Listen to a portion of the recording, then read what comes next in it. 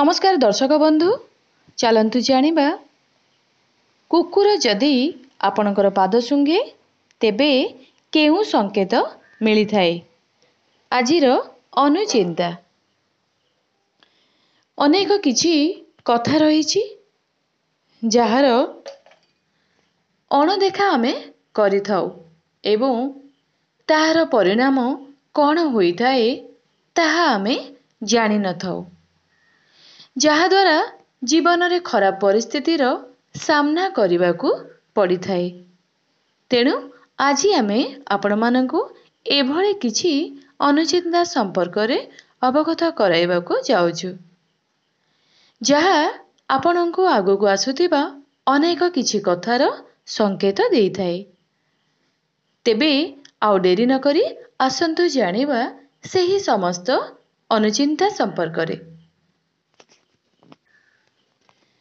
प्रथम रे जदि कौनसी दिन बिलेई पाद को चाटी दिए तेबे यह अशुभ होइथाए। यह आपणकर स्वास्थ्य समस्या देखा देवार संकेत देई थाए।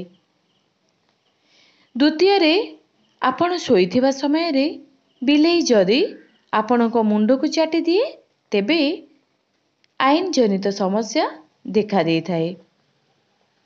तृतीय रे सकाळे उठिबा समय रे कौनसी पशुर नाम धरिबा उचित नुहे, कारण यह अशुभ एवं अमंगलकारी होइथाए।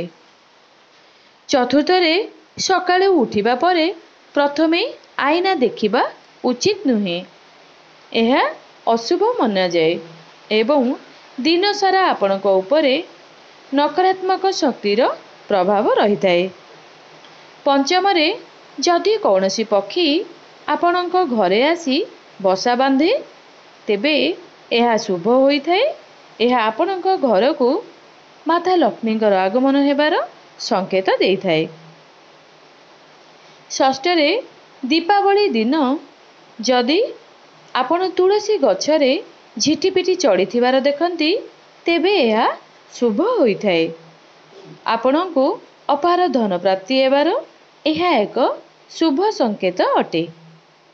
सप्तम रे सकाळे उठिबा परे जदि आपणको शंखर ध्वनि शुणिबा पई मिले तेबे यह बहुत शुभप्रद होइथाए। अष्टम रे रास्ता रे जाउथिबा समय रे जदि आखु देखंती तेबे यह शुभप्रद होइथाए। धन प्राप्ति हेबार यह संकेत देई थाए। नवम रे जदि आपण घर दुआर बंधरे बारंबार कुकुर भुकिबाकु लागंती तेबे यह अशुभ होइथाए। यह धनहानि एवं रोगग्रस्त हेबार संकेत होइथाए। दशम रे जदि कौनसी कुकुर आसी आपणकर पाद सुंघे तेबे यह शुभ होइथाए। यह आपणको अर्थ लाभ हेबार संकेत देई थाए। 11 रे जदि घरर पोषा कुकुर आखिरे लुह आसे एवं से खाइबा छाड़ी दिए तेबे यह अशुभ होइथाए। आपणको घर उपरे कौनसी विपद पड़िबार संकेत देई थाए।